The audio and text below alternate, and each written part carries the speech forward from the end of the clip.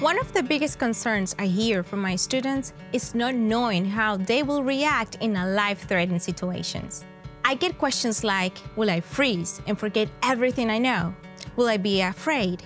Will I do what I'm supposed to do?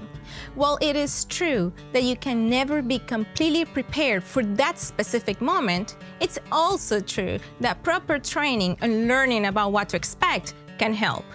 In this episode of Tips and Tactics, Applied Firearms Defense Skills instructors Kat and Whitney will explain the different ways our body and our mind will likely react in a life-threatening situation. In a life-threatening confrontation, your mind and body will be faced with a series of obstacles. Your reaction determines the outcome. Let's look at some psychological responses. Fight. Once you determine that your only option is to fight, act decisively and with a will to win. Flight. This is by far the best option, if at all possible. The use of a firearm in self-defense, even if it's your only viable option, has consequences. So if you can get away, do. Freeze. The more time you get stuck in this phase, the less time you have to process and carry out your plan. Posture. Depending on the situation, a display of your confidence and unwillingness to back down can change the dynamic and diffuse a situation. Submit.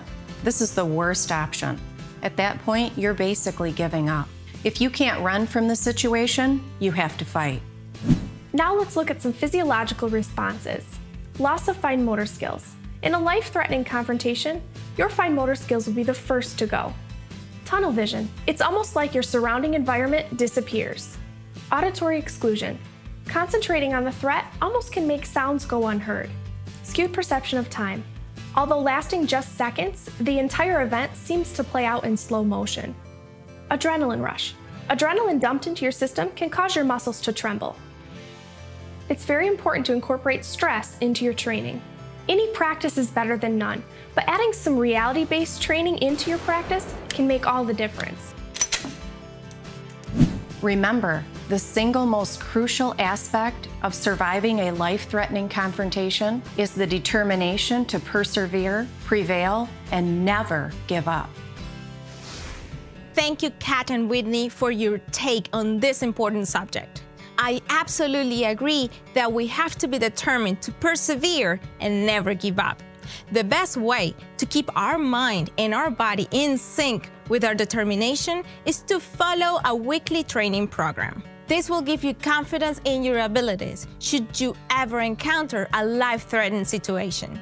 I am Gaby Franco, and I'll see you next time in another episode of Tips and Tactics, sponsored by Cabela's Outdoor Fund.